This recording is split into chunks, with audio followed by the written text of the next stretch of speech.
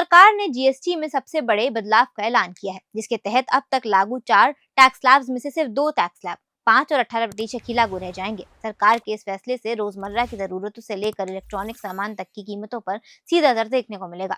यानी अभी जो प्रोडक्ट्स 12% वाले स्लैब में आते हैं, उन्हें 5% वाले स्लैब में शिफ्ट किया जा रहा है, जिसमें मक्खन, ड्राई फ्रूट्स, टूथपेस्ट, साबुन, प्रोसेस्ड फूड, कपड़े और कई तरह की दवाइयां शामिल हैं।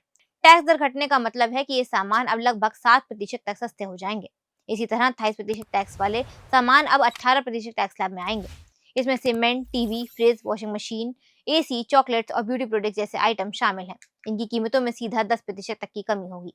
आंकड़ों से समझे तो 350 रुपए की सीमेंट की बोरी 28 रुपए सस्ती मिलेगी। वहीं 80,000 का टीवी 8,000 रुपए कम है और 40,000 का फ्रिज 4,000 रुपए तक सस्ता मिल सकता है।